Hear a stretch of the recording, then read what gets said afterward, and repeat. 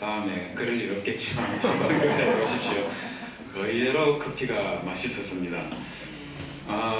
어제는 제가 여러분들께 하나님 창세기 1장에서 하나님의 천지 창조에 관한 것들을 말씀을 드렸고, 창세기 1장에 기록되어 있는 하나님께서 천지를 창조하셨다는 그 기록들이 단순 천지 창조 그 팩트만 기록하고 있는 것이 아니라 하나님께서 피조물들에게 이름을 지어주는 그런 것들을 통해서 하나님의 주되심을 나타내시는 부분이라고 말씀을 드렸고, 또 고대 메소포타미아 사람들이나 또 지금 현재 우리 시대의 사람들이나 우리가 살고 있는 이 세상에 대해서 그냥 단순하게 좀 이용해먹고 살다가 떠나가는 그런 대상으로 여기든지, 아니면은 세상은 좀 그냥 악한 것들 이런 식으로 생각하고 있는 것과 다르게 우리 성경은 하나님 보시기에 좋았더라 고평가하는 그런 세상이라 하는 것을 말씀을 드렸습니다. 제가 어제 더 말씀드리지는 못했지만요, 이것 관련해서 사실 하나님께서 세상을 선하게 창조하셨고 보시기에 좋았더라 이 말씀을 하셨다는 것은요, 우리 믿는 그리스도인들에게는 중요한 의미를 가집니다. 왜냐하면 단지 하나님 보시기에 좋은 것으로 끝나는 것이 아니라 이 좋은 세상을 우리가 잘 지키고 보존하는 것, 이게 우리 시대에는 필요하게 되어버렸습니다. 50년, 100년 전에는 그런 거 생각할 필요 없이 그냥 즐기기만 하면 됐는데, 지금 우리 시대는 우리 모두가 염려하는 것처럼 기후변화, 또 우리가 환경 훼손 이런 것들 때문에 갈수록 우리 스스로가 위기 속으로 빠져들고 있지 않습니까? 올여름 한국 정말 더웠었거든요. 말 그대로 7월달, 8월달, 9월달 3달 동안 에어컨이 없었더라면 아마 죽는 사람 많이 나왔을 겁니다. 굉장히 힘들었습니다. 내년에는 이보다 더 더울 거다 하고 그렇게 말하니까, 야, 이거 앞으로 어떻게 해야 되나. 우리 시대는 에어컨을 이렇게 버티고 있지만 우리 후손들이 내 나이가 될 때쯤에 과연 이 땅에 사람이 편안하게 살 수 있는 그런 환경이 과연 여전히 존재할까, 이런 염려를 하게 만드는 게 우리 시대이지 않습니까? 그게 당면한 과제는 사실 이런 것들은 NGO 이런 분들에게 맡겨둘 것이 아니라 우리 기독교인들이 먼저 앞장서서 지구를 어떻게 보호하고 우리가 환경을 보존하기 위해서 우리 기독교인이 할 수 있는 일이 뭘까? 이거 사실 고민해야 됩니다. 크게 고민해야 됩니다. 그래서 전 세계에 흩어져 있는 우리 기독교인들이 생각보다 많지 않습니까? 그죠? 이분들이 함께 노력하면 내 생각에는 기독교가 뭐랄까요, 불신자들 가운데서 중요한 자리매김도 할 수 있을 거고 영향력도 또 끼칠 수가 있을 테고, 또 우리가 살고 있는 우리 주변의 사회 이런 그 자연 환경들을 지금보다 훨씬 더 개선하는데 우리 기독교가 크게 기여할 수 있는 바가 생겨나지 않을까, 저는 그렇게 생각합니다. 그게 우리의 가치관으로 자리 잡아야 되고 굉장히 중요한 부분이다 하는 것 여러분 꼭 좀 기억하시면 좋겠다는 생각입니다. 그 다음에 마지막 부분에 창조 7일의 의도를 여러분들에게 말씀을 드렸는데, 우리 하나님께서는 이 피조 세계를 이 7이라는 6일이라는 이 패턴을 통해서 피조 세계와 세계의 구조가 하나님께서 완전하다 하는 것을 보여주려고 하는 의도를 가지고 있고, 또 우리 하나님께서는 시간 그 자체를 다스리고 계시다 하는 것도 보여주려고 하는 부분이 있고, 그리고 거기에 대해서 이 7이라는 이 패러다임을 통해서 하나님께서는 이 안식일을 염두에 둔 그런 모습이 곳곳이 보인다고 제가 말씀을 드렸습니다. 그래서 창세기 1장 1절과 2절 단어 개수를 제가 여러분들에게 헤아려 봤었고요. 창세기 2장 1절에서 3절까지는 한번 헤아려 보시라고 그렇게 말씀도 드렸고 그랬습니다. 보시면 모두 다가 7, 14, 35 이렇게 글자들을 구성을 해서 창세기 시작 부분에 7과 14 그리고 6일간의 창조가 쭉 끝나고 나면 마지막 부분에 7 곱하기 5로 해서 35개의 글자를 또 배열을 하면서 이렇게 의도를 가지고 창세기의 본문이 1장의 본문이 구성이 되어 있다 하는 것을 여러분들에게 말씀을 드렸습니다. 이런 것들은 그냥 7이라는 숫자를 통해서 좀 모양새 좋게 만들려고 하는 그런 것들도 있을 수 있겠지만 그보다는 안식일을 염두에 두고 있는 것 같다는 게 저의 느낌이라는 겁니다. 그렇게 보는 이유가 우리 아시다시피 하나님께서 피조물들을 만드시고 보시기에 좋았더라 하는 그런 말씀을 반복하지 않습니까? 그런데 모든 것들에 대해서 보기에 좋았더라 이렇게 평가를 하시다가 마지막 7번째 평가라고 할 수 있는 창세기 2장 3절에서 안식일에 대해서는 보시기에 좋았더라 이렇게 말씀하시는 것이 아니라 거룩하게 하셨다면서 separate, 구분하셨다 이렇게 말씀하시면서 제7일에 대한 의미를 훨씬 더 부과하고 있는 그런 모습을 우리가 여기서 볼 수가 있습니다. 자, 이걸 통해서도 역시 우리는 무엇을 확인할 수가 있냐면 창세기 1장에 기록되어 있는 전체적인 창조 메시지 중에 일부라 하더라도 안식일에 대한 하나님께서 안식에 대해서 뭔가를 말씀하시려고 하는 게 있다는 것이 느껴진다는 거예요. 그 다음에 창세기 1장 14절에서 18절에 보면 우리 알다시피 하나님께서 네 번째 창조하시는 내용들이 기록되어 있지 않습니까? 우리 알다시피 이 부분에서 하나님께서 마치 하늘의 해와 달과 별들을 만드신 것처럼 우리가 일반적으로 그렇게 생각을 하고 있습니다. 그러나 저는 잘못된 생각이라고 생각합니다. 하나님께서 해와 달과 별들을 넷째 날에 만든 게 아니다 하는 게 제 생각이에요. 왜 아니냐? 사실 넷째 날의 창조의 궁극적인 목적들은 네 가지를 표시를 해놨는데 첫 번째는 주야를 나누는 것이고 징조와 사시와 일자와 연한을 이루는 것이고 땅을 비추는 것이고 두 광명으로 낮과 밤을 주관하게 하는 것. 요게 창세기 넷째 날의 창조의 궁극적인 목적입니다. 그런데 목적이라고 표현해놓은 것 저것들 잘 한번 보십시오. 뭔가가 우리에게 익숙한 것들이에요. 뭔가가 익숙한 것들이에요. 뭐가 익숙한 겁니까? 무엇이 익숙합니까? 우리식으로 말하면 낮과 밤, 지구의 자전과 관련된 부분이고 사시와 일자와 연한을 이루는 것, 이거는 지구의 공전과 관련된 부분이에요. 즉 다르게 말하면 넷째 날 하나님께서 창조하신 것은 해와 달과 별들을 창조하신 것이 아니라 이미 창세기 1장에서 하나님이 하늘과 땅을 만드셨다고 말했을 때 그 하늘은 저 하늘의 공간만 만들었다 이렇게 생각하면 바보입니다. 말도 안 되는 거예요. 공간만 이렇게 있으면 첫째 날에서 Let there be light, 빛이 있어라 이렇게 말할 때 그 빛이 어디 있어? 무슨 빛을 말하는 것 같습니까? 창세기 1장 1절에서 창세기 첫째 날에서 빛이 있으라 할 때 그 빛이 뭐예요? 무슨 빛입니까?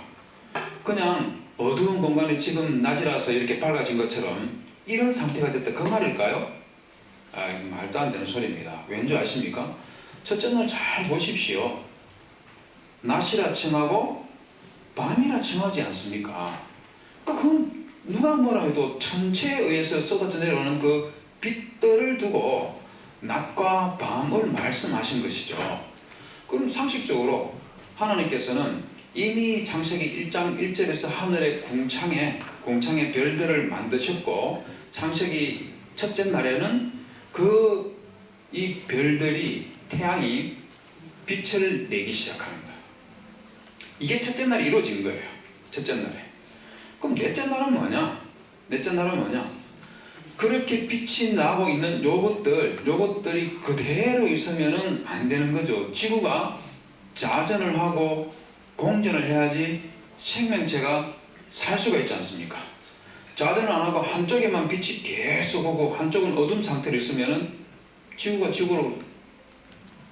생명체가 살 수 있는 그런 환경이 형성되지는 못한다는 거 우리 상식적으로 다 알고 있지 않습니까? 또 둥근 지구가 공전을 해야만이 전체가 골고루 땅에 있는 모든 공간에서 생명체들이 살 수 있는 그런 환경이 형성된다는 것. 우리 다 알고 있지 않습니까? 지금 넷째 날 그걸 이야기하는 거예요. 우리 한글 성경이 애매하게 번역이 되어 있는데 하나님이 이래 하늘의 궁창에 광명체들이 있어 이렇게 말하니까 넷째 날에 비로소 하나님께서 하늘에 궁창에 광명체들이 있게 하셨구나, 창조하셨구나 이렇게 생각을 해요. 자, 그런데 히브리 본문을 보면 어떻게 되어 있냐면 아요멜 엘로힘 예히 메오르 빌키야 하사마임 요렇게 되어 있는데 이게 비동사입니다. 이게 비 렛데어비 이스라에 관한 것들인데, 근데 요 동사에 문제가 안에 있어요. 우리 성도님들은 좀 이해가 안 되는 부분이 있을 수 있는데, 우리 목사님들을 히브리 공부하셨으니까 여러분 기억나시는 분들이 있을 거예요. 여기 비동사에 의미가 비의 의미를 가질 때가 있고 비컴의 의미를 가질 때가 있습니다. 비컴의 의미는 언제 가지느냐 하면은 이 비동사 뒤에 전치사 레가 to에 해당되는, 영어의 to에 해당되는 전치사 레가 동반되면은 이 비동사는 의미가 be가 아니고 become의 의미가 되는 거예요. 무엇이 되어라 이런 의미를 가지는 거예요. 그럼 이게 보시는 것처럼 전치사 레가 붙어 있어요. 비동사 뒤에. 그 다음에 또 두 번째 문제가 뭐냐면 메오로트라는 여기에 광명체입니다. 이 광명체를 수식하고 있는 전치사구가 빌키야 하샤마임 하늘의 궁창에라는 그렇게 우리 한글 성경에 번역해 놨는데, 자, 이 전치사구가 동사를 수식하는지 아니면 앞에 있는 메오로트라는 광명체를 수식하는지 이건 둘 중에 하나입니다. 선택을 할 수가 있어요. 만약에 전치사구 요게 동사를 수식하는 것 같으면 광명체가 하늘의 궁창에 있으라 이렇게 되는 거예요. 그런데 요 전치사구가 광명체를 수식하는 것으로 그렇게 해버리면 하늘의 궁창에 있는 광명체는 무엇이 되어라 이렇게 갈 수 있는 거예요. 선택을 할 수가 있는 거예요.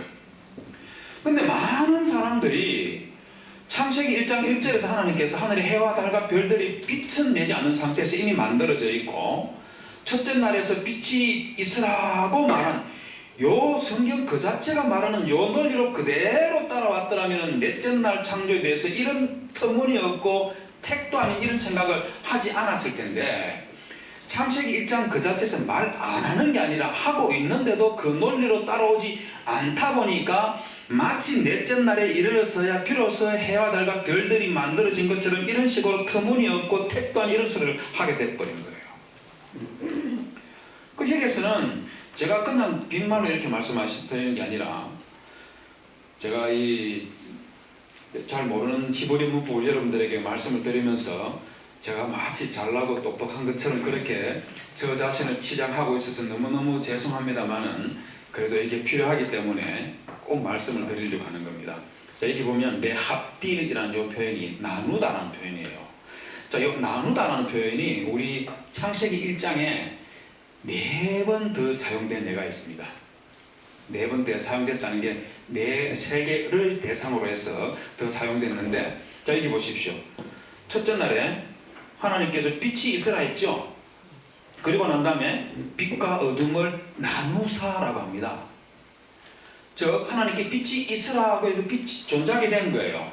그렇게 존재하게 된 그것을 하나님께서 두 번째 2차 작업으로 나누시는 액션을 하는 거예요. 그 다음 여기는 무엇일까요? 물을 말입니다. 물 가운데 궁창이 있어 물과 물로 나뉘게 하라 그렇게 말을. 이 나누는 것은 여기도 보십시오. 이미 물이 존재하고 있어요. 창세기 1장 2절에 물이 존재하고 있지 않습니까?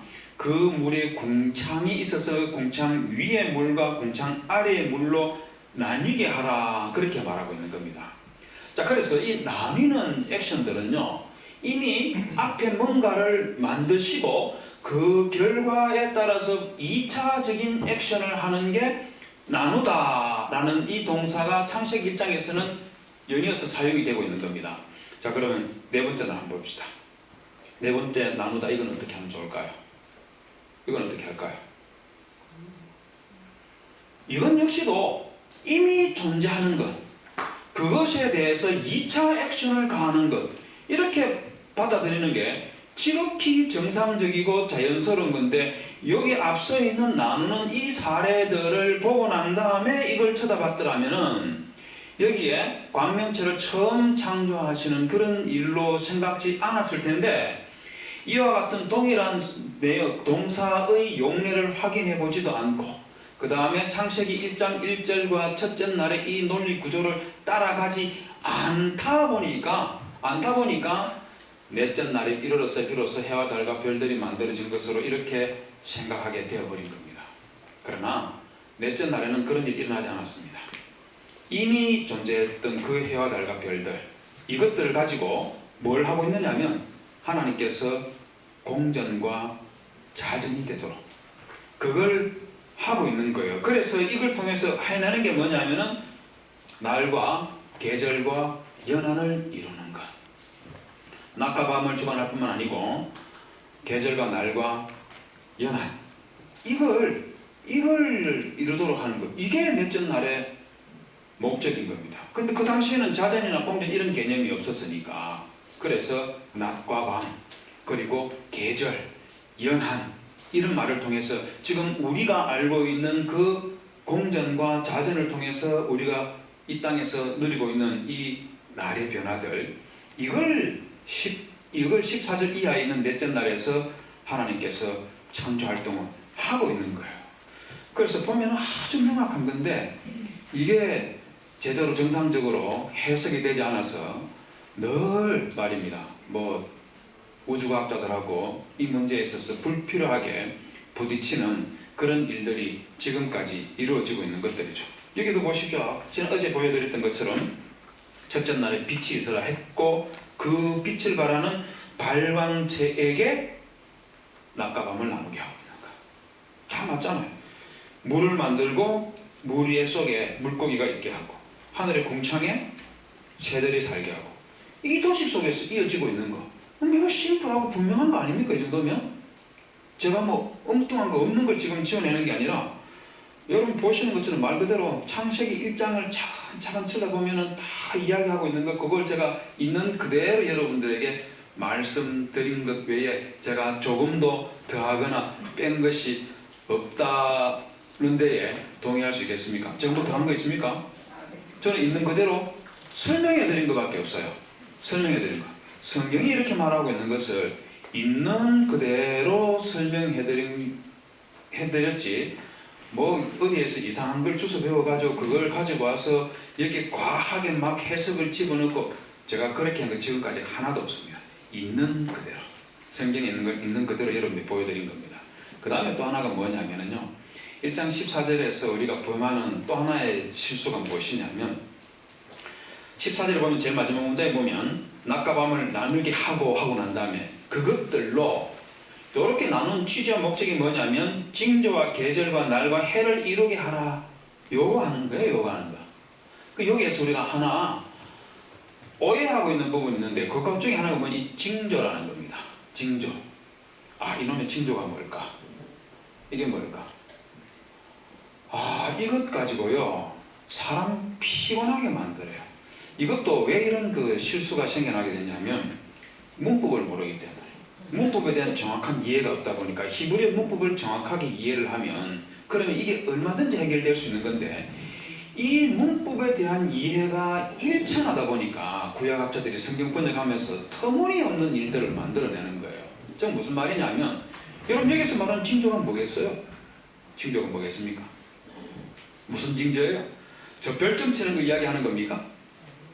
아니면 삼국지 같은 거 보면 제갈공명이 조조의 100만 대군을 한 번에 그냥 수장시키는 그런 일을 하지 않습니까? 수장과 화공을 통해서 무너뜨리는 그런 일을 하지 않습니까? 남자분들 삼국지 다들 읽어보셨잖아요. 거기 보면 제갈공명이 조조의 군대들의 배를 큰 강에다가 전부 다 배를 묵도록 그렇게 시킵니다. 꾀를 내가지고 조조에게 도와주는 척 하면서 그렇게 하는 거죠. 그리고 난 다음에 제갈공명이 자기의 부하들을 시켜가지고 불화살을 준비해놨다가 하늘의 별을 쫙 보면서요 딱 예측을 합니다. 몇 월 몇 시, 몇 월 며칠 몇 시에 바람이 어느 쪽에서 어느 방향으로 불 테니까 너희들은 거기에다가 불화살을 쏴서 조조의 배로 그냥 공격해라. 그거 딱 시켜줍니다. 그래가지고 그 시간이 딱 되면 진짜 그쪽으로 바람이 불어가지고 화살을 쏘니까 불 다 태워버린 거죠. 자, 여기서 말하는 제갈공명이 하늘의 별들을 보면서 몇 월 며칠 몇 시에 바람이 어디에서 어디로 분다는 것, 이것 예측할 수 있는 것, 저 별들 어딘가에 숨겨져 있을까요? 그래서 똑똑한 제갈공명은 알 수가 있고 좀 흐릿한 우리는 알지 못하고 뭐 그런 겁니까? 그런 게 있는가요? 어떻게 생각하십니까? 어떻게 생각하십니까? 그런 거 없어요. 그런 거 없어요. 제가 작년에 여러분들에게 웃으면서 이야기한 데 있다고 있는 것 같은데, 저희 아이하고 독립기념관에 가서 별자리 관측하러 갔다가 제가 저희 아이한테 저 독립 북극성을 보고 저게 아빠 별이다 이랬더니 저 아이가 아빠같이 모질하는 사람, 비슷한 그런 사람이 어떻게 저런 별을 가질 수가 있나요? 그러길래 제가 자존심이 확 상해가지고 별자리 이런 거 뭐 저 별은 네 별, 저 별은 내 별 이런 거 없다. 그러면서 산타크로스도 없다. 이런 것까지 다 알려주면서 동심을 파괴한 적이 있다고 그렇게 했던 거 혹시 기억나시는지 모르겠습니다. 별의 주인이라는 게 어디 있어요? 그런 게 어디 있습니까? 어느 별이 뭐 이상하게 바뀌면 누구의 운명이 뭐 죽고 말입니다. 태어나고 그런 게 있는 겁니까? 그런 거 없어요. 그런 거 없어요. 그럼 이 징조가 뭘까요? 이 징조가 뭘까요? 이 징조가 뭐냐면은 이것도 역시 그 히브리어의 하야라는 비동사인데 여기 또 전치사 레가 또 붙어 있습니다. 되라 하는 의미가 있는 거예요.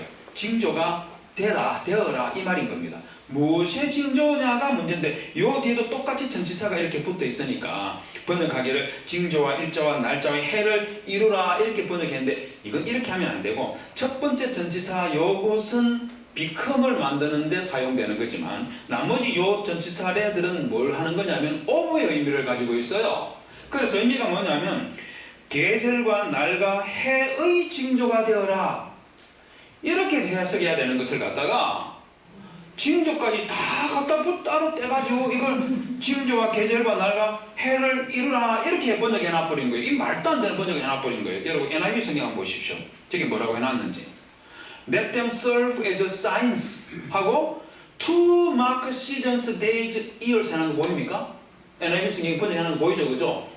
사인 이 자체가 시즌과 데이즈와 years의 사인 역할을 하도록 하자. 이렇게 NIV 성경이 정상적으로 잘 번역한 거예요. 우리 한글 성경하고 다르게 이렇게 번역하는 이게 바른 번역인 거예요. 이게 바른 번역. 자, 그러면 이게 우리가 확인할 수 있는 게 뭐냐면은 넷째 날 창조에서는요. 넷째 날 창조에서는 자전과 공전을 통해서 지구의 낮과 밤과 계절과 그리고 일자와 연한을 이루는 것. 이걸 하도록 그렇게 했다 했지 않습니까? 그럼 여기에서 seasons, 계절이 뭐겠습니까? 계절이 뭐겠어요? 우리 옛날 성경에서는 이 부분을 뭐라고 했냐면은 사시라고 해요. 사계절.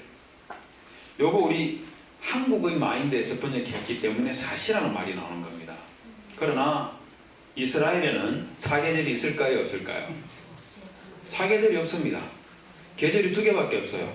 그 계절이라는 게 두 개도 뭐냐면은 건기와 우기. 요거밖에 없어요. 사계절은 이렇게 번역하면 안 되는 거죠. 그러니까. 그럼 정확한 의미가 무엇이냐면 요게 모아딤이라는 건데 우리 목사님 나중에 가서 한번 확인해 보십시오. 모아딤이 무슨 의미로 쓰이는지. 두 가지 의미로 쓰입니다. 정해진 장소, 정해진 시간. 요 정해진 시간이라는 것은 무엇이냐면은 이스라엘의 축제입니다. 6월절, 7.7절, 초막절. 이런 절기들과 관련된 거예요. 그래서 계절이라고 해놨지만 구약의 관점에서 이 계절을 바라본다면 무슨 의미냐면은 바로 이스라엘의 절기들을 나타내는 것. 그 다음에 날들은 뭐겠습니까? 날들이 뭘까요? 뭐겠어요? 한 달은 31일, 1년은 365일. 이걸 지금 기원전 지금부터 3500년 전에 모세가 창세기 1장을 쓰면서 365일 이런 거 썼을까요? 그런 개념 없지 않습니까? 그때는 그런 개념 없지 않습니까? 구약의 관점에서 날들은 뭐겠습니까? 그러면 구약의 관점에서 날들이 뭐겠어요? 그 날들은 심플합니다. 창세기 1장에서 2장 3절까지 날들이 나오잖아요. 며칠 있습니까? 7일 단위로 안식일이 바뀌는 거. 이거 이야기하는 거예요. 이게 구약의 관점인 겁니다. 그럼 해는 뭘까요? 해는 지금 2024년이니까 내년 2025년 이런 거 보여주는 거 이야기할까요? 이것도 우리의 관점입니다. 이스라엘의 관점에서는 해는 무엇을 기준으로 판단했겠습니까? 구약의 관점에서는 두 가지가 있습니다. 첫 번째는 안식년, 두 번째는 희년. 안식년과 희년 카운트하는 거, 이걸 보여주는 사인으로 지금 여기에서 말을 하고 있는데, 번역하면서 전부 다 우리의 컨텍스트에서 우리의 관점에서 우리의 생각으로 번역하다 보니까 안식일 날아가 버리고 구약의 절기들 날려보내버리고 그 다음에 안식년, 희년 아예 우리 머릿속에 상상도 안 해버리는 거예요. 구약의 관점에서 이해를 안 하니까 이런 문제들이 생겨나 버리는 겁니다. 그러나 여러분, 이 부분은 구약의 관점에서 이해해야 되는 것이고, 저만 이렇게 말하는 것이 아니고요. 시편 104편 19절 보십시오. 여호와께서 달로 무엇을 정했다고요? 절기를 정하시며 해는 그 지는 것을 알도다. 유대인들의 외경 주빌리 2장 9절을 보면 And the Lord set the sun as a great sign 하는 거 보이죠? 그죠? 징조, sign upon the earth for days. 날들과 사바스, 안식일, 달들과 피스데이, 절기들, 연도와 안식년과 주빌리를 보여주는 사인으로 세워뒀다. 이게 구약의 생각이고, 유대인들이 구약 창세기 1장 14절을 읽고 깨달아 알고 있는 그 바람입니다. 그래서 바로 창세기 1장에서 7을 계속 언급하는 것은 하나님께서 안식일 시스템을 천지를 창조하시는 그때부터 인류에게 주셨다 하는 이거 말씀하고 싶은 거예요. 이걸 말씀하고 싶은 거예요. 이게 시내산에서 모세를 통해 이스라엘 백성들이 비로소 뭐랄까요, 언약 백성이 되는 율법을 받는 그때에 비로소 안식일이라는 게 생겨났다, 이렇게 생각하는 사람들이 있지만, 창세기 1장은 그게 아니고 안식일의 시작은 천지 창조에서부터 시작된다 하는 것을 보여주는 게, 그게 바로 창세기 1장에 있는 세븐 패러다임이 가지고 있는 취지들 중에서 하나라는 것. 모두 다가 아니고요, 그 중에 하나이다 하는 것, 그거 여러분들이 알아두시는 게 필요합니다. 그 다음에 이제 우리 이 창세기 1장에서 두 가지만 더 말씀을 드리고 2장에서 우리가 꼭 좀 생각해야 될 가치들을 좀 말씀을 드리도록 하겠습니다. 이사야 45장 16절에서 18절에 보면은요, 우리 하나님께서 하늘과 땅을 만드신 것을 저게 말씀을 하십니다. 그러면서 그것들을 만드셨으면 그것들을 견고하게 하시되 혼돈하게 창조하지 아니하시고 사람이 거주하게 그것을 지으셨나니, 이렇게 말씀을 하시면서 제가 창세기 1장 1절의 첫째 날에서 넷째 날까지는 생명체가 살 수 있는 그 환경을 만드시고, 그 다음에 생명체를 만드셨다 하는 그 말씀드렸던 그것과 유사한 말씀을 여기서 하고 있죠. 그러면서 우리 하나님께서 뭐라고 말하냐면요, 하나님께서 천지를 창조하신 유일한 신이기 때문에 우상 만들지 마라. 우상 만들지 마라. 나는 여호와라. 나 외에는 다른 이가 존재하지 않는다. 이걸 창조주 하나님과 다른 신들은 존재하지 않는다. 이걸 통해서 하나님께서 말씀을 하시는 겁니다. 여기 굉장히 인상적인 거예요. 중요한 부분입니다. 우리 알다시피 우리나라에도 우상 것들 많이 있었지 않습니까? 그죠? 지금 우리 기독교가 들어와서 그나마 남아있는 거라고는 불교 하나 남아있고, 그리고 우리 기독교, 아니면 이제 샤머니즘들, 무당들이 푸닥거리는 이런 것들이 좀 남아있고, 한국의 말입니다. 있는데, 그 이전에는 우리나라에 우상들 정말 많았습니다. 불상만 있었던 게 아니고요, 온 산천에 큰 나무 밑에는 전부 다 테두리 둘러놔놓고 거기에 돌 쌓아놓고 거기에다가 재물 갖다 바치고 이런 거 우리나라 사람들 다 했었죠. 일본 사람들도 당연히 마찬가지고. 여러분, 이집트, 메소포타미아 이쪽 지역도 역시 마찬가지입니다. 앞에 보시는 요 영어로 된 요건 뭐냐면요, 지금부터 약 3200년 전에 히타이트라는 나라하고 그 다음에 이집트가 서로 언약을 체결하면서 자기들의 언약을 담보해주고 보증할 증인들을 언급하는 내용인데, 누구를 증인으로 세우고 있느냐 하면 신들을 자기들이 계약의 증인으로 내세웁니다. 그러면서 하는 말이 뭐냐면 A thousand god of the male god and of the female god of them of the land of Hatti.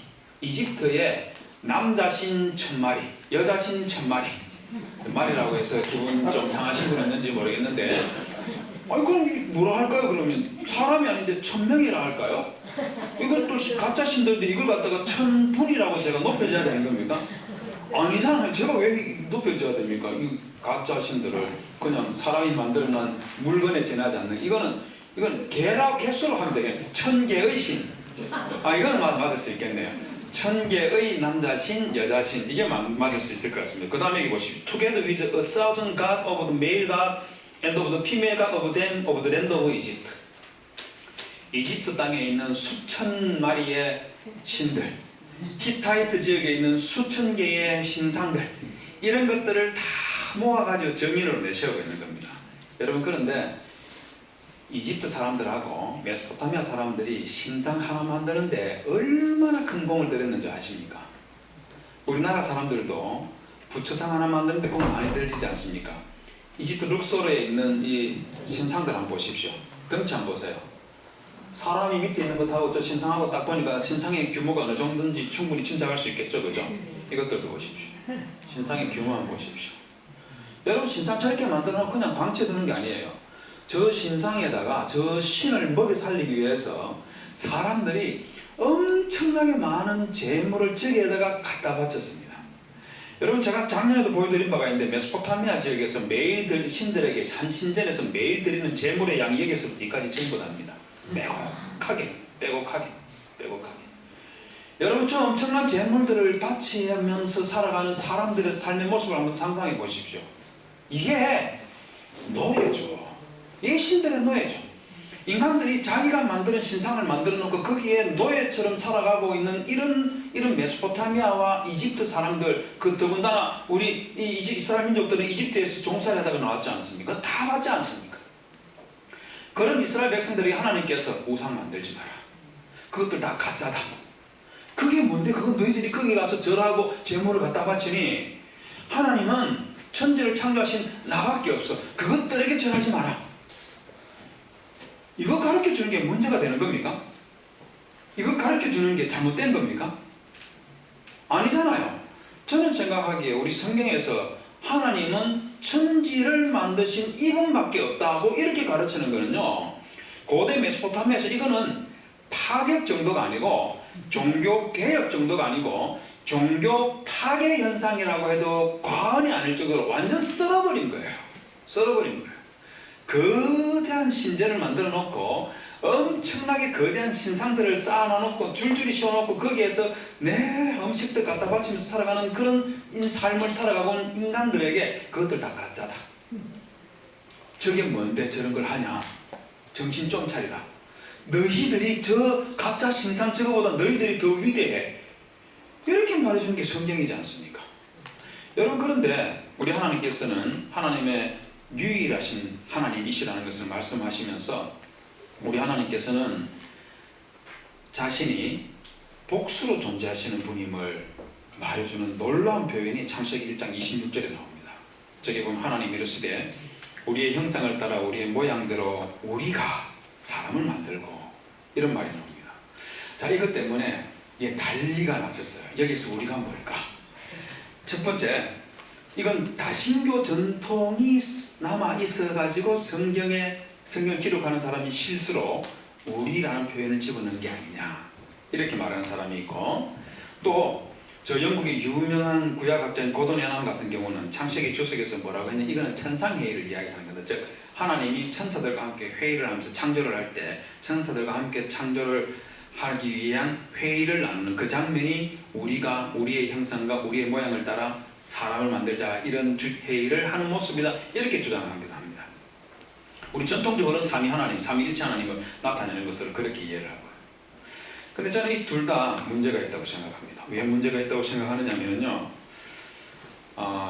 고대 메소포타미아 사람들이 이제 다신교 전통을 가지고 있으니까 유대인들도 우리 구약도 초창기에 신에 대한 이해가 모든 게 신이다 하는 이 범신론적 신앙을 가지고 있다가 이게 조금 이제 세월이 지나면서 다신론으로 발전했다가 그리고 나중에는 유일신으로 계속 발전하게 되었을 것이다 하고 또 독일에 있는 구약학자들이 그렇게 주장을 했었습니다. 독일에 있는 우리 한국 목사님들 말고 독일에 있는 옛날 구약학자들이 이런 식으로 주장을 한 거예요. 근데 저는 그건 너무 지나치게 그렇게 주장하는 거 아니냐. 성경 전체에서 항상 다른 신의 존재를 인정하지 않는데 창세기 1장 26절에서 우리라는 표현이 있는 걸 가지고 달랑 이걸 가지고 다신교적 전통이라고 그렇게 말하는 건 너무 심한 거 아니냐. 그리고 고대 메소포타미아의 창조 신화에 보면은 여러 신들이 나와요. 근데 그 신들이 하는 게 뭐냐면 어제 보여드린 이 사진, 이것들이 뭐 하는 거냐면은요, 신들이 저것끼리 싸우는 거예요. 싸우는 과정에서 하늘과 땅이 만들어지는 겁니다. 그런데 여러분, 우리 창세기 1장 잘 한번 생각해 보십시오. 하나님께서 누군가 다른 신과 싸우는 그런 내용이 나옵니까? 그러면서 하나님께서 막 창을 휘두르고 칼을 휘두르면서 야, 저선 죽여가지고 에이 콱 죽여가지고 에이 요놈 내가 네 가지고 하늘 만들게, 반 쫙 잘라가지고 어이구 이거 버리기 아까운데 땅을 만들어야 되겠다, 뭐 이런 거 나옵니까 우리 성경에?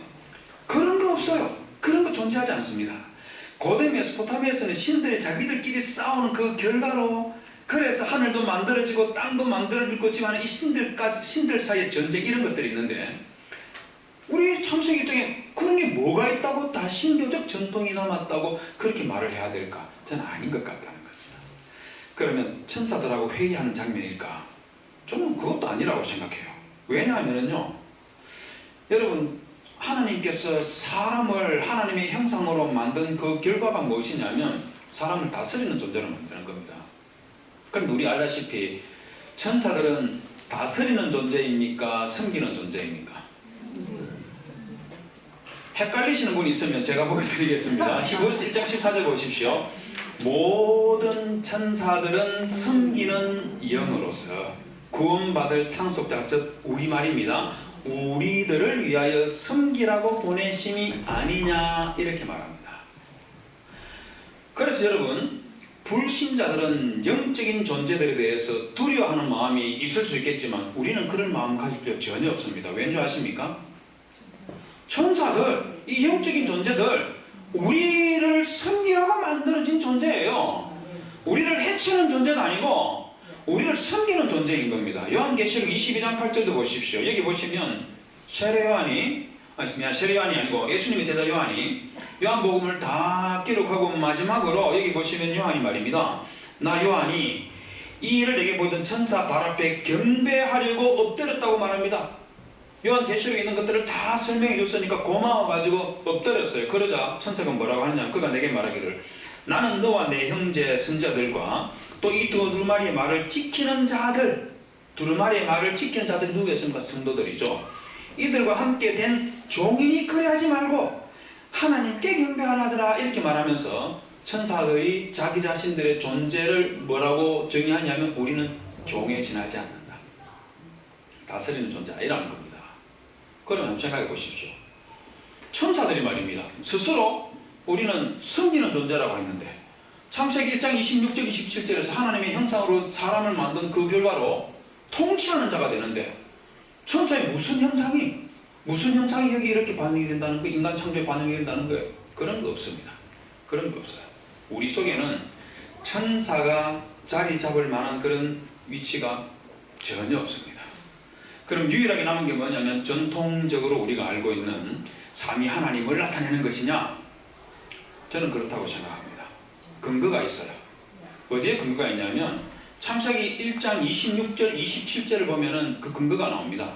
어떻게 근거가 나오냐면 우리 성경을 가만히 들여다보면 하나님 가라사대 우리의 형상을 따라 우리의 모양대로 우리가 사람을 만들고 라고 말했죠, 그죠? 그 다음에 27절에 가면 하나님께서 이제 이 사람을 만드십니다. 하나님이 자기 형상이라고 하면서 여기 보십시오. 단수입니까? 복수입니까? 단수일까요? 복수일까요? 단수입니다.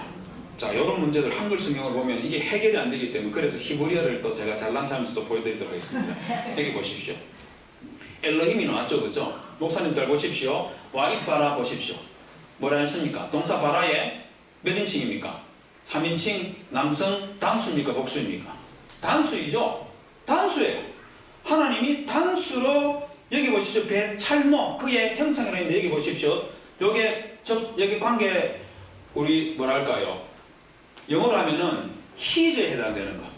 히즈에 해당되는 관계사 3인칭 남성 단수가 포함이 여기에 적혀 있습니다. 여기에서는 1인칭 복수 우리가 되어 있는데 여기에서는 3인칭 단수가 붙어 있어요.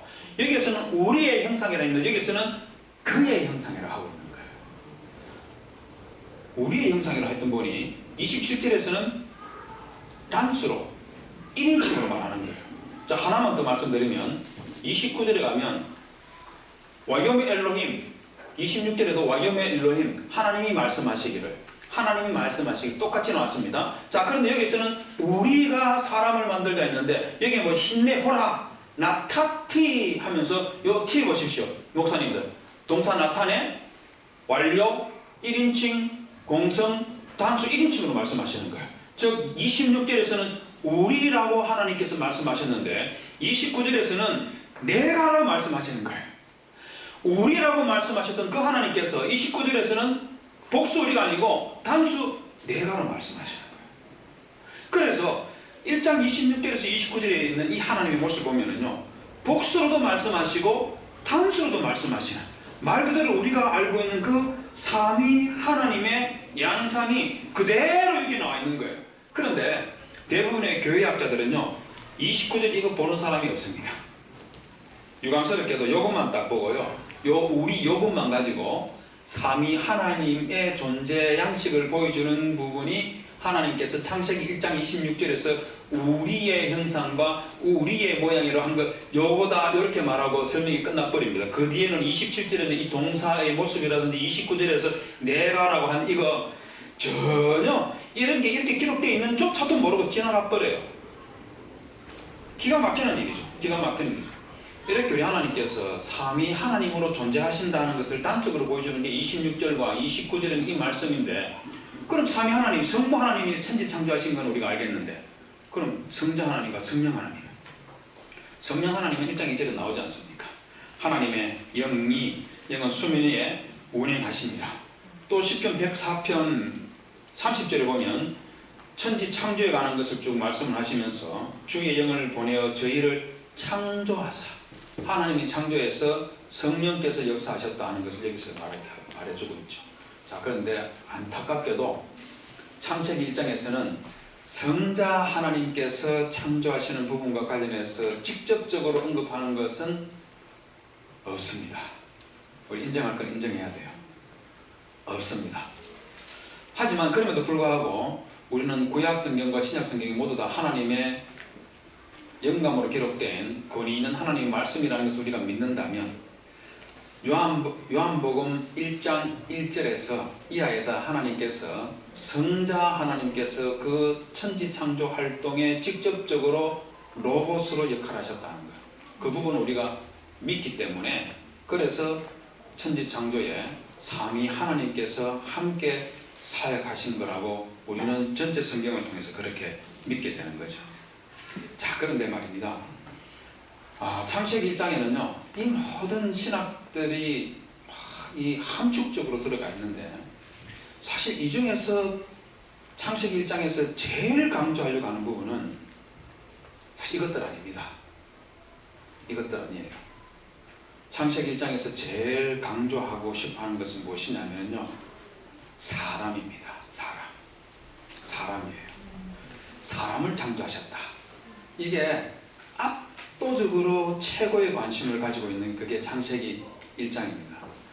여러분, 이런 말씀 드리면 어떨지 모르겠는데 여러분들은 존재 가치를 뭘로 매깁니까? 나의 존재 가치 뭘로 카운트를 하십니까?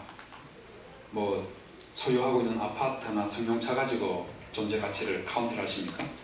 그래서 나는 벤츠를 가지고 있으면 내 인생의 가치는 더 높고, 저 기아나 현대차 가지고 있으면 인생의 존재 가치가 조금 떨어지고, 또 아파트 소유 여부에 따라서 인생의 가치를 척도한다면 뭐 월세 50만 원짜리 집에 살면 내 인생의 가치는 월 50만 원짜리, 뭐 200만 원짜리 살면 내 인생의 가치는 200만 원, 뭐 이렇게 되는 겁니까? 어떻게 생각하세요? 인간의 가치는 그렇게 평가될 수 있는 게 아니지요. 안메리 헬멘스타인이라는 미국의 한 화학학자가 사람의 몸을 이 화학 성분에 따라서 분석을 한 게 있습니다.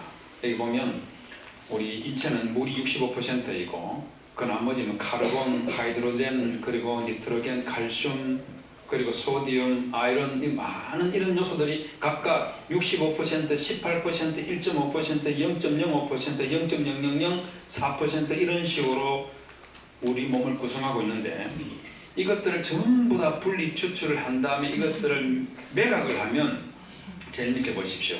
얼마일 것 같습니까? 1달러라 그냥 1달러.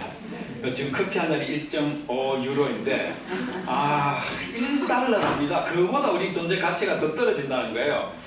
제가 저거 보고 야, 이 말도 안 된다. 내 가치가 그거밖에 안 되나 진짜. 뭐 이런 사람들이 다 있나, 이런 생각이 들었었습니다. 사실 이거 뭐 웃자고 이런 통계 내보고 분석해 보는 것은 있을 수 있겠지만, 우리 인생의 가치를 1달러라 하면 비참하지 않습니까? 우리 옆에 있는 분들에게 1달러짜리이십니까? 한번 그렇게 한번 서로 물어보시랍니까? 한번 해볼까요? 1달러 있어요? 한번 해보십시다. 재미있을 것 같은데요. 말하기 싫으시죠? 그죠? 우리 인생을 1달러라고 하기에는 저기 옷 좀 벗겠습니다. 좀 흥분한 것 같습니다. 근데 저는 참 웃자고 하는 소리지 1달러 이거는 저는 아닌 것 같아요. 근데 저는 우리 성경에서 인간의 가치를 가장 잘 표현해놓은 부분이 시편 8편이라고 저는 생각합니다. 시편 8편에 보면 여호와 우리 주여, 우리 주의 이름이 온 땅에 어찌 그리 아름다운지요, 주의 영광이 하늘을 덮었나이다. 주의 손가락으로 만드신 주의 하늘과 주께서 베풀어 두신 달과 별들을 내가 보오니 사람이 무엇이기에 주께서 그를 생각하시며 인자가 무엇이기에 주께서 그를 돌보시나이까. 여러분 이거 한번 보십시오. 기가 막히지 않습니까? 다윗이 말입니다. 저 하늘의 수많은 별들을 쭉 보면서 쳐다보고 있다가 감동이 확 젖는 거예요.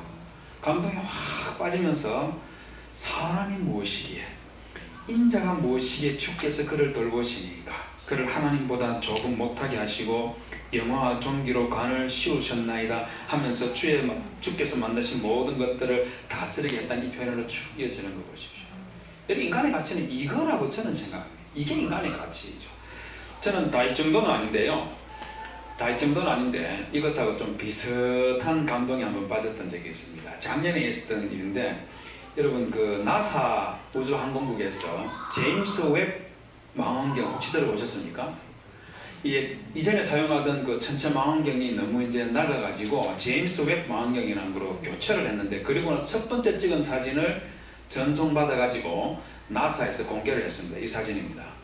한번 보십시오. 프로젝트 성능이 좋아가지고요, 제 컴퓨터에 있는 것하고 똑같이 지금 비치고 있는데 여러분 저거 보니까 어떻습니까? 이게 심우주를 찍은 거예요. 심우주는 저 지구에서 가장 먼 곳 중에 한 곳에 우주를 찍은 건데 어떻습니까? 보니까 아름답잖아요. 아름답고 또 신비롭기도 하고, 와, 광활한 우주 저 끝에 저렇게 저 먼 거리에 저 같은 우주가 있구나 하는 이런 생각을 하면 참 세상은 참 대단하다, 이런 생각이 확 들죠. 제가 저걸 보는 순간에 순간적으로 어떤 생각이 들었냐면, 저 광활한 우주 속에서 태양계는 이게 점에 지나지도 않죠. 그죠? 그 점에 지나지 않는 태양 속에서 지구는요, 그보다 점에 몇백 분의, 몇천 분의 1 정도밖에 안 되는 게 지구이지 않습니까? 그 속에 살아가고 있는 나라는 존재. 이거는 저 우주의 관점에서 생각할 때 내가 잘난 척하고 막 그래도 우리 인간의 존재 진짜 아무것도 아닌 거예요. 이게 생각하니까 참 인생 별거 없다. 인생 뭐 있나? 이런 생각이 확 드는 거예요. 그렇지 않습니까? 인생 뭐 있습니까? 인생 뭐 있어요? 아멘 하면 안 됩니다, 이럴 때. 아, 진짜 인생 뭐 있어? 이러면 큰일 나는 거예요. 그런데 제가 이 생각을 하다가 순간적으로 생각이 다시 바뀌면서 아, 인간은 참 대단한 존재이구나. 이 생각을 확 바뀌는 거예요. 왜 그러냐면 여러분 한번 생각해 보십시오. 지금 저 심우주의 한쪽 귀퉁이만 우리가 보고 있는데 이 태양계를 구성하고 있는 물질들의 총량이 어느 정도 되겠습니까? 질량이 어느 정도 되겠어요? 얼마만큼 되겠습니까? 이게 우리 인간이 가지고 있는 무게 단위로는 이 태양계의 전체 질량의 총량을 말한다는 게 쉽지 않지 않습니까? 너무 많기 때문에. 자, 그런데 이 태양계가 들어있는 이 우리가 속해 있는 이 은하수를 구성하고 있는 별들의 질량, 물질들의 총량의 무게는 어느 정도일까요? 어느 정도일까요? 더 넓은 저 우주를 한번 생각해 봅시다. 저 우주에 가득 채우고 있는 저 많은 별들의 물질의 총량을 우리가 계산해낼 수 있을까요? 불가능하죠. 불가능하죠. 그런데 저것들은 전부 다 생명체가 아니에요. 물질 덩어리입니다. 저것들이 금덩어리로 되어 있는지 아니면 다이아몬드로 되어 있는지 금속으로 되어 있는지 뭘로 되어 있는지는 몰라도 저것들 그냥 물질 덩어리예요. 그래서 자기가 존재하는지조차도 전혀 모르는 그런 것들에 지나지 않습니다. 그런데 나는 이 우주의 관점에서 생각할 때 저라는 존재는요, 우주의 관점에서 생각할 때 티끌에 수천 경분의 1도 안 되는 그 정도의 물질로 구성되어 있는 것이 나라는 존재이지만, 그러나 저는 생명체예요. 생명을 가지고 있어요. 그것도 뭐 1초, 2초 잠시 생명으로 있다가 사라져버리는 것이 아니라, 사람마다 다르긴 하지만 저는 지금까지 60년을 살면서 생명체로 살아오고 있고, 그냥 살아가는 것도 아니고 아름다운 꽃들을 보고 즐거워할 줄도 알고 냄새를 맡고 만지고 그럴 줄도 알고요. 새들이 날아가면 그 새들을 바라보면서 저 하늘에 있는 별들을 보면서 꿈을 꾸기도 하고 미래를 생각하기도 하고 삶에 대해서 생각하기도 하고 그럴 줄 아는 그런 생명체, 그런 생명체가 내다 이런 생각이 드니까 이것저것 다 떠나가지고요, 내가 뭐 가진 게 얼마나 있고 어떤 지혜에 있고 이런 거 다 떠나서, 야, 내가 생명체로 이 땅에서 60년을 살았다는 것 자체, 이 자체가, 야, 이거 자체가 특별한 거네. 이게 특별한 은혜의 결과구나. 창조주께서 나에게 주신 매우 특별한 값진 선물이구나. 이 생각이 확 드는 거예요. 그 생각이 딱 드니까, 야, 내가 내년에 죽는다 하더라도 그것 때문에 왜 이렇게 짧게 살았지 이렇게 생각할 게 아니라 60년을 이어왔던 특권을 누린 그 자체가 감사할 일이구나, 이 생각이 딱 드는 거예요. 그러지 않습니까? 여러분, 생명체가 이런 겁니다. 여러분 각자가 그 생명체이지 않습니까? 그런데 우리 성경은 우리 자신이 가지고 있는 이 인간으로서 이 가치를 이런 식으로 말하고 끝내버리지 않습니다. 그렇지 않아요. 우리 성경은 인간의 가치에 대해서 훨씬 더 크게 이야기한다는 겁니다. 여러분, 우리 대한민국의 헌법 제10조에 보면 모든 국민은 인간으로서의 존엄과 가치를 가지며 행복을 추구할 권리를 가진다. 국가는 개인이 가지는 불가침의 기본적 인권을 확인하고 이를 보장할 의무를 진다. 이렇게 규정을 해놨습니다. 여러분 모두가 대한민국 시민권을 가지고 있으면 독일에 있어도 여러분들은 한국에 가서 여러분들의 행복을 추구할 권리가 있고 정부는 이걸 보장해 줘야 된다는 거예요. 그래서 여러분 행복하게 사는 거 꼭 그렇게 하십시오. 꼭 그렇게 해야 되는, 국가가 보장해 줘야 되는 겁니다. 자, 그런데 그렇다 치더라도 모든 국민의 인간으로서의 존엄과 가치를 가진다고 했는데, 여러분 이 인간으로서의 존엄과 가치, 이게 어디서 생겨나는 거죠? 나 자신 인간으로서 말입니다. 나의 존엄과 나의 가치라는 것, 이거 누가 정해주는 거죠? 국가가 정해주는 겁니까? 아니면 누가 정해주는 거예요 이게? 그래서 누가 정해주기만 하면 그 가치가 생겨나는 겁니까? 너무 이게 이 점에 대해서 인간의 존엄성과 가치라는 게 어떻게 형성되는 거지? 누가 이걸 결정해 주나? 여러분, 우리 헌법 제10조는요 미국 독립선언문을 참고로 해서 만든 겁니다. 저기 보면 독립선언문, 미국이 1776년에 영국으로 독립할 때 그때 독립선언문을 만들면서 서론 부분에서 지금 이 말을 합니다. We hold these truths to be self-evident. 우리는 이 진리들을 자명한 것으로 생각한다. 즉, all men are created equal. 모든 사람은 평등하게 창조되었고, that they were endowed by their creator. 창조주에서 with a certain unalienable rights. 결코 분리할 수 없는 또는 빼앗을 수 없는 권리를 부여받았는데, that among these are life. 이 중에는 생명과 자유와 행복 추구가 있다. 이렇게 하는 거예요. 바로 여기서 뭐 이게 지금 말해준 게 뭐냐면 인간의 가치와 존엄이라는 것은 창조주께서 우리에게 부여해 주신 것이다. 이 말을 여기서 하고 있는. 그래서 전부 인권이라는 말이 나오는 거예요. 여러분들이나 제가 가지고 있는 인간으로서의 존엄과 가치는요, 창조주 하나님께서 우리에게 부여해 주신 것이라는 그런 의미에서 천부 인권이라는 말이 나오는 겁니다. 여러분, 이 천부 인권이라는 말이 어디서 나오는 건지 아십니까? 창세기 1장에서 나오는 거예요. 여러분, 창세기 1장에 보면은요, 제가 이제 여러분들에게 보여드렸는데 창세기 1장에는 반복되는 표현들이 굉장히 많이 있습니다. 예를 들어 볼까요? 하나님이 가라사대 뭐뭐가 있었더라. 그 다음에 하나님 보시기에 좋았더라. 저녁이 되고 아침이 되니 첫째 날이니라, 둘째 날이니라, 하나님께서 칭하시니라. 이런 반복되는 표현들을 제가 초록색으로 표시를 했습니다. 자, 저기 보십시오. 첫째 날부터 넷째 날, 다섯 날까지 한번 보십시오. 초록색 부분 빼고 나면은 어떻습니까? 검정색으로 된 거는 그 날의 창조 대상들을 검정색으로만 그냥 그대로 남겨놨습니다. 나머지는 다 반복되는 표현들이에요. 자, 그런데 각 창조에서 말입니다. 각 창조 피조한 그 당일에 하나님께서 특별하게 좀 더 언급한 것들은 빨간색으로 표시를 했습니다. 자, 저 빨간색 어디에 제일 많이 나옵니까? 넷째 날에도 빨간색이 일부 한 센텐스 있고, 다섯째 날에도 한 센텐스가 있지만 빨간색이 주로 어디에 나오고 있습니까? 여섯째 날. 모두가 아니고 인간 창조에 집중적으로 저렇게 확 나오고 있는 거예요. 여러분, 이게 뭘 의미하는 건지 아시겠습니까? 이게 뭘 의미하는 건지 아시겠습니까? 창세기 1장의 관심사가, 제일 중요한 관심사가 저 하늘의 우주나 지구 땅덩어리, 들판에 있는 많은 짐승들 이런 데 있는 것이 아니라 인간에게 있다는 거예요. 인간에게 있다는 겁니다.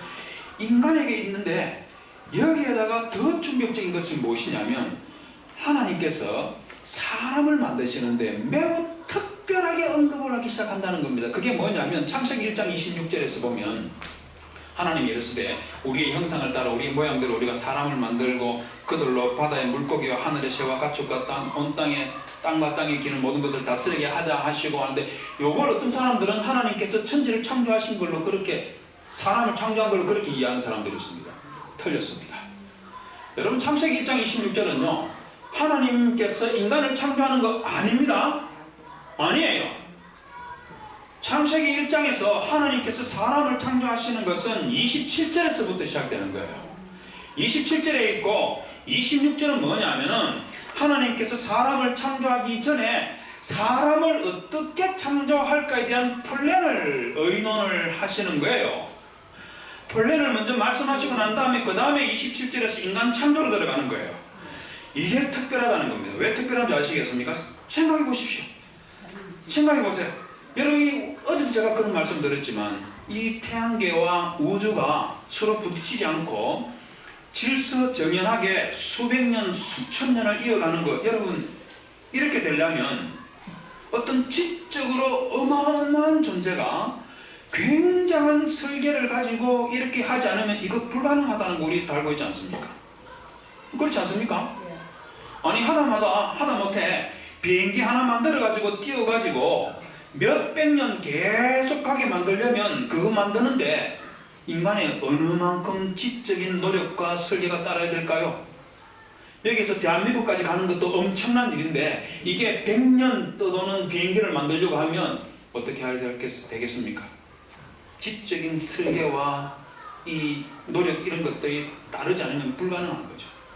그래서 제가 생각하기에 우주의 모든 것들에 하나님의 지적인 설계가 있었다는 거 부인할 수가 없습니다. 뿐만 아니고 우리가 쉽게 보는 이 풀 한 포기 이런 것들도 현미경으로 뜯어보면 그 구조들이 어마어마하지 않습니까?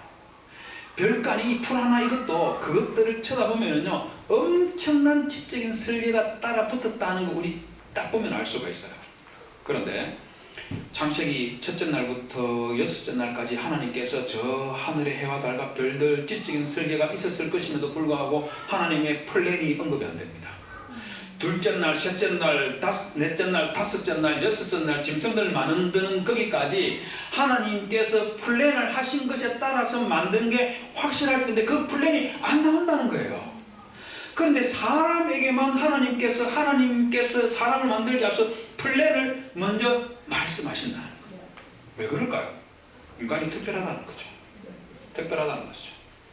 우리 알다시피 하나님께서 첫째 날부터 여섯째 날까지 하나님께 말씀으로 모든 걸 창조하셨지 않습니까? 그런데 창세기 2장 7절에 가면은요 사람도 말씀으로 그냥 사람 보고 어이 아담 생겨나라 이렇게 하면 생겨나는 거 아니겠습니까? 그런데 2장 7절 보십시오. 뭐라고 해놨는지 여호와 하나님이 땅의 흙으로 사람을 지으시고 하면서 신적 액션이 동반된 피조물이 인간이라는 겁니다. 우리 알다시피 모든 살아있는 것들이 다 호흡을 해야지 살 수 있잖아요. 그렇지 않습니까? 풀이든 동물이든 살아있는 모든 것들은 호흡 안 하면 못 살아요.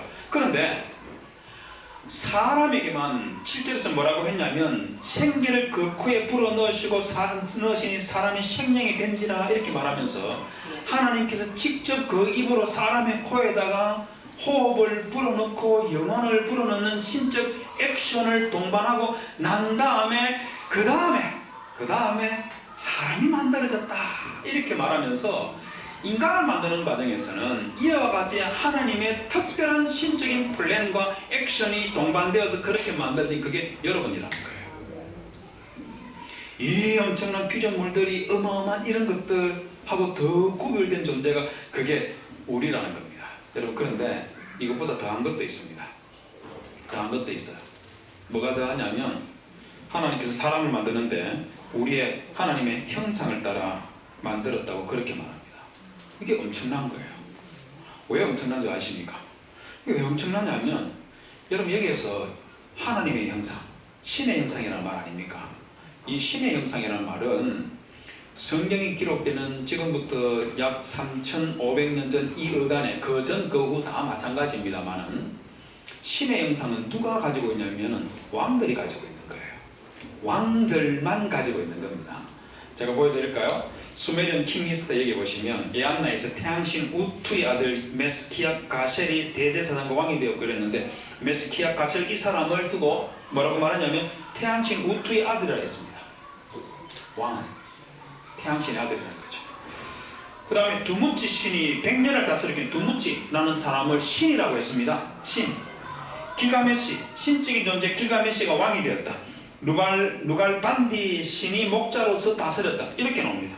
그러면서 이 사람들이 신이고 신의 아들이고 신적인 존재라고 이렇게 말하면서 통치한 기간이 324년이라고 뻥치고 420년이라고 또 뻥치고 1200년 동안 미친 거 아닙니까? 사람이 어떻게 1200년 동안 살면서 통치를 한다는 거예요. 이런 식으로 뻥튀기하고 과장을 해서 왕들은 신적인 존재다, 신이다, 신의 아들이다 이런 식으로 말하는 거예요. 여기 보십시오. 수메르 사람들이 사용했던 지금부터 약 4500년에서 5000년 사이에 있었던 수메르 제국에 가지고 있던 자문집에 보면 저기 보면 왕은 뭐라 했습니까? 왕은 신의 참 형상이다 그렇게 해놨죠. 여기 보시죠. 이거는 투트모세 3세 인스크립션. 이거는 이스라엘 백성들이 출애굽할 때 이집트를 통치했던 왕인데 이 사람이 뭐라 했냐면 The image of Re was established at its post 이렇게 해놨습니다. image of Re가 누구를 말할까요? 투트모세 3세 자신입니다. 자기 자신이 누구라고 말하고 있냐면 이집트의 태양신 레의 이미지, 형상 이렇게 나와요.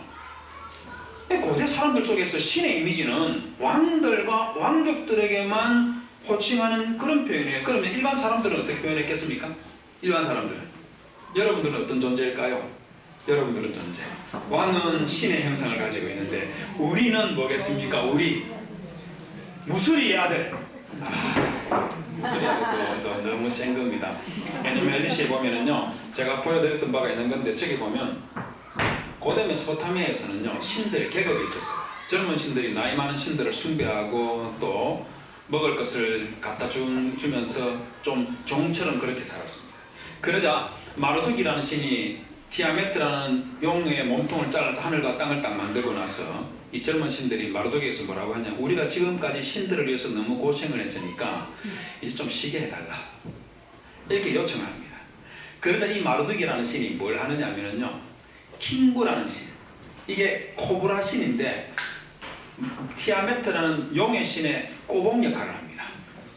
꼬봉 역할을 하는 신인데, 이 킹구라는 뱀의 신을 죽여가지고 피를 짜서 그걸로 진흙에 섞어서 그렇게 인간을 만들어낸 거예요. 의도가 뭔지 아시겠습니까?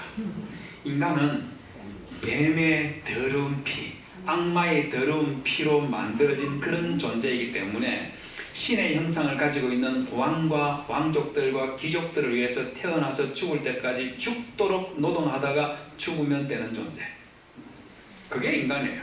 그래서 여기 보십시오. I establish savage, 야만인, man shall be his name, but the savage man I will create, 이렇게 나왔죠. 인간은 야만적이고 인간은 더럽고 태생이 악하고 그냥 인간 가치라는 것 그 자체가 아예 없고 존엄이라는 것은 아예 없는 그런 존재가 그게 인간이라는 겁니다. 그게 인간이라는 거예요. 그런데 우리 성경은 뭐라고 하냐면 이집트에서 무려 430년 동안 종살이 하다가 종의 근성에 찌들어 있는 그 이스라엘 백성들을 두고 하나님께서 뭐라고 하냐면 너희들은 종이 아니고 악마의 더러운 피로 만들어진 존재가 아니고 너희들이 바로 하나님의 형상으로 지음받은 존재이다 하고 이걸 말해주시는 거예요. 여러분, 이스라엘 백성들만 하나님의 형상을 가지고 있는 겁니까? 우리도 하나님의 형상을 가지고 있는 존재들이잖아요. 우리만 하나님의 형상을 가지고 있는 겁니까? 아니지요. 이 땅에 살고 있는 모든 보편 인간들이 전부 다 하나님의 형상으로 지음받은 존재들이지 않습니까? 그렇기 때문에 이 땅에 있는 모든 사람들은, 인간들은 그게 백인이든 흑인이든 황인이든 관계할 것 없이 우리는 모두 다 하나님의 형상으로 지음받은 그런 왕같은 존재인 거예요. 여러분, 하나님의 형상으로 지음받았다는 것은 왕같은 존재라는 그 말입니다. 다스리는 존재, 다스리는 존재. 너희들이 이런 존재이라고 그렇게 성경이 우리에게 말씀해 주시고 있는 거죠. 여러분, 그렇기 때문에 여기 보십시오. 창세기 1장 22절에서 28절에 보면, 여러분 창세기 1장 22절과 23절에 보면 하나님께서 다섯 날 창조하시고 생육하고 번성하여 땅이 충만하라는 말을 하시죠. 여기 보십시오. 28절에 보면 하나님이 그들에게 복을 주시며, 하나님이 그들에게 복을 주시며 생육하고 번성하여 충만하라, 생육하고 번성하여 땅이 충만하라, 똑같은 말을 했어요. 차이가 나는 부분이 뭔지 아십니까? 다스리라는 말이 있는 거예요.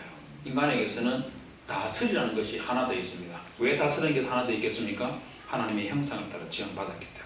그래서 이 다스리는 왕같은 존재가 우리라는 겁니다. 그래서 요한계시록 22장 5절에 보면 미래에 그리스도께서 오실 그때에 우리 모두가 하나님 나라로 들어가게 되면, 그때 우리가 어떤 존재로 산다고 말하고 있느냐면 그들이 세세토록 왕 노릇하리라, 그렇게 해놨습니다. 이게 우리가 왕이라는 말입니까? 아니라는 말입니까? 왕 아닙니다. 우리 왕 아니에요. 왕 노릇한다고 해놨지 않습니까?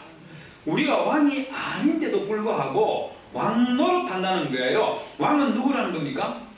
하나님이 왕이시죠. 하나님이 왕이신데 하나님께서 우리에게 왕처럼 살도록 해주시기 때문에, 그래서 우리가 그리스도와 더불어서 왕 노릇하면서 사는 존재, 그게 믿는 성도들이 궁극적으로 그리스도와 함께 얻게 될 하나님의 은총이라는 것이죠. 이게 성경에서 가르치고 있는 바입니다. 그렇기 때문에 제발 여러분 자부심 좀 가지십시오. 돈 좀 없다고 기죽지 마시고, 그게 뭡니까? 그게 뭡니까? 아니, 자녀들 학교에서 공부 좀 못할 수도 있죠. 그것 때문에 뭐 때문에 애 자존심 상하게 해가면서 말해요. 애 그냥 구박하고 그렇게 뭐 있어요. 그보다 우리 하나님께서 나와 내 자녀들에 대해서 이렇게 말씀해 주시, 이와 같은 존엄성과 가치를 가지고 있는 존재라고 말해 주는데, 이 속에서 내가 하나님의 은혜를 생각하면서 행복하게 살 것, 그것 좀 생각하는 게 그게 맞는 거 아닙니까? 이게 얼마나 훌륭한 가치관을 하나님께서 우리에게 말씀해 주시는데, 우리가 나쁜 생각들을 가지고 있어가지고 지속적으로 소유와 권력 이런 것들 좀 얻고 이러면은 그냥 기가 팍 죽어가지고요, 자존심 상해하고 우울증 걸리고 이러는데, 우리 제발 좀 그러지 맙시다. 하나님께서 우리를 그렇게 만들지 않았다는 겁니다. 여러분, 그 다음에 우리 창세기 1장 26절에 보면, 여러분들이 그동안 보셨음에도 불구하고 한 번도 생각하지 못했던 그런 문제가 또 하나 있습니다. 그게 뭐냐면, 하나님께서 우리의 형상을 따라 우리의 모양대로 우리가 사람을 만들고 하고 나서, 사람이 단수입니까 복수입니까? 사람. 단수이죠. 단수 사람을 만들었다. 아담입니다. 아담. 그런데 그 다음에 보십시오. 뭘 해놨습니까? 그들로 복수가 나와버렸어요. 이러니까 깜짝 놀랄 일이죠. 이거 한 번도 생각 안 해봤죠, 그죠? 성경 많이 읽었는데, 해마다 창세기 1장 1절은 기본으로 늘 읽었는데, 저기에 사람을 만들고 그들로라는 표현이 있었구나 하는 거 이제 비로소 쳐다보고 있는 거죠, 그죠? 그들로라고 되어 있습니다. 자, 저 바람에 어떤 좀 비평학자들이나 이런 사람들은 저걸 가지고 뭐라고 말하냐면, 하나님께서 아담만 만든 것이 아니라 이 땅에 처음 인간 만들 때 여러 많은 사람들을 만들었다는 것을 보여준다 하는 그런 근거와 증거로 저걸 이용을 합니다. 그런데 틀렸습니다. 여기 있는 이 그들은요, 그들은 하나님께서 많은 사람을 한꺼번에 창조하셨다 그런 의미로 그들로 쓰는 것 절대로 아닙니다. 제가 단언하는데, 제가 책임을 지고 단언하는데 그런 의미 없습니다. 여기에서 말하는 그들로는요, 누구를 가리키느냐면 27절에 남자와 여자를 가리키는 겁니다. 근거가 있어요. 근거가 어디냐면은 창세기 5장 1절에서 2절에 보면 하나님께서 아담의 계보를 말하면서 제일 먼저 무엇부터 말하느냐 하면, 이어지는 말씀에 아담이 셋을 낳고 셋은 또 누구를 낳고 이렇게 내려가죠. 그걸 말하기 전에 인간을 하나님의 모양대로 또 형상에 따라서 지었다고 말하고 나서 이어서 뭐라고 하냐면, 남자와 여자를 창조하셨고 그들이 창조된 날에 하나님이 그들에게 복을 주시고 그들의 이름을 뭐라고요? 사람이라고 했어요. 누구의 이름을? 누구의 이름을? 그들이라고 했지 않습니까? 그들. 남자와 여자의 이름을 사람이라 했다 이렇게 나온 거예요. 그래서 이 사람이 누구냐? 이 그들이 누구냐? 27절에 있는 남자와 여자라는 겁니다. 제 말 틀렸습니까? 근거가 있잖아요. 근거가 창세기 5장 1절과 2절에서 남자와 여자를 사람이라고 불렀다 말하고 있지 않습니까? 제가 빈말하는 거 아니잖아요. 여러분, 아까 제가 말씀드리기를 26절은 하나님께서 사람을 만들기에 앞서 하셨던 플랜이라고 말씀을 드렸고, 27절에서 비로소 하나님께서 사람을 만드시는 장면이라 그렇게 말했지 않습니까? 그죠? 27절에 보면 하나님께서 두 가지를 강조를 하세요. 첫 번째는 뭐냐면 하나님의 형상으로 사람을 만들었다, 이걸 강조를 합니다. 우리 성경을 보면, 우리 한글 성경에서 27절을 보면 창조하시다 하는 말이 두 번 나옵니다. 여러분 성경 직접 봐도 됩니다. 창조하시되 남자와 여자를 창조하시고 이렇게 되어 있는데, 히브리어 성경에서는요 창조하다는 말이 세 번 나옵니다. 빨간색으로 된 요거 보십시오. 바라 세 번 나와 있는 거 눈에 보입니까? 세 번 있죠, 그죠? 히브리어 성경에는 창조하다는 말이 세 번 있는데, 창세기 1장 27을 어느 목사님이 번역했는지 모르겠지만 배가 고팠는지 하나를 빼 드셔버렸습니다. 이러면 안 되는데 하나를 빼버렸어요. 세 번의 빠라라는 동사를 통해 가지고 하나님께서, 제가 구문에 맞춰 가지고 하나님께서 엘로힘께서 창조하셨다. 누구를? 아담을 창조하셨다. 사람을 창조하셨다 그 말입니다. 베찰모 그의 형상으로 사람을 창조하셨다. 첫 번째 말했습니다. 평서문을 통해서 말씀하신 거예요. 자, 그 다음에 밑에 있는 그 다음 문장 보면 여기 첼렘이 또 나옵니다. 형상이 또 나옵니다. 자, 이번에는 베첼렘 엘로힘이라고 하면서 바라 동사 앞으로 전치사구를 도치를 시켰어요. 도치는 어쨌습니까? 그 공부한 지 오래됐고 독일에 와 있기 때문에 이런 거 다 잊어버려서 난 잘 모르겠다 그럴 수 있겠는데, 그래도 우리 기본적인 건 알지 않습니까? 도치는 언제 일어나는 겁니까? 강조를 할 때. 그래서 베찰모 이거를 앞으로 도치를 시켜서 하나님의 형상으로 그를 만들었다고 하면서 하나님의 형상으로 만들었다는 것을 강조를 하고 있습니다. 자, 제일 마지막 문장 요거는 제가 한글로 번역한 것들인데요. 제일 마지막에 보면 자칼 우 느케이바. 요게 뭐냐? 자칼은 남자와 여자를 그 남자와 여자로 그가 그들을 창조했다 이렇게 있는데 여기에 또 무슨 현상이냐면요. 여기에 또 도치가 있습니다. 저 무슨 말이냐면 히브리서는 동사가 제일 앞으로 나와야 되는데 남자와 여자를 동사 앞으로 도치를 시켜놓은 거예요. 강조를 하고 있는 겁니다. 그러면서 오탐 하면서 여기서는 사람을 아담을 그라고 말했는데 여기서는 복수로 댐이라고 표시를 해놨습니다. 아담을 이렇게 표시한 거죠. 여기서는 뭘 지금 말하려고 하고 있을 것 같습니까? 뭘 말하려고 하고 있을 것 같아요? 뭘 말하려고 하고 있냐면은 아까 두 가지를 강조한다고 했죠. 그렇죠? 첫 번째는 하나님께서 그의 형상으로 사람을 만들어졌다는 거예요.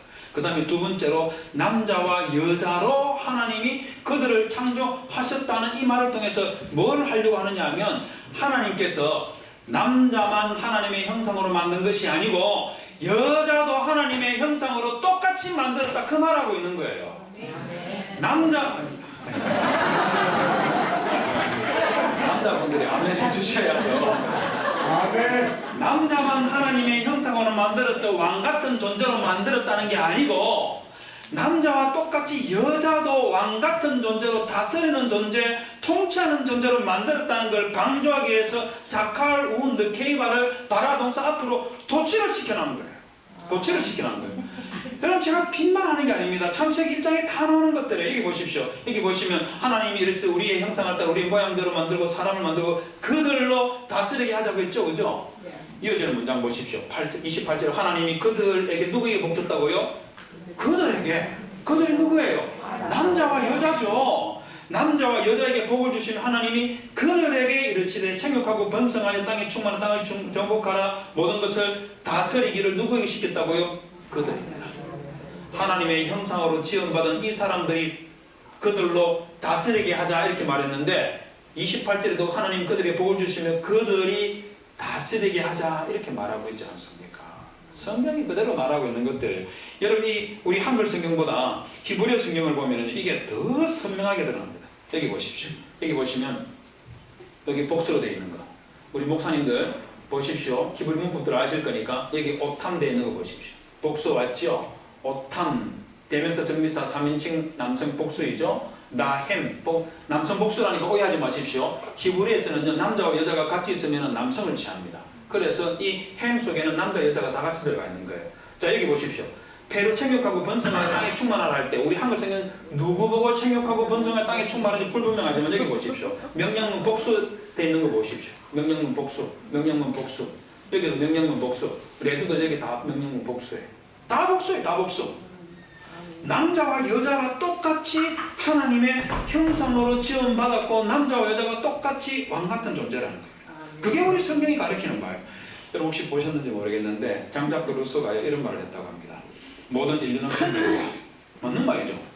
그가 우리 프랑스인이든 독일인이든 국왕이든 노예든 학자든 귀족이든 평민이든 저 미개한 아프리카 원주민조차 우리와 똑같은 정부 인권을 가지고 있다.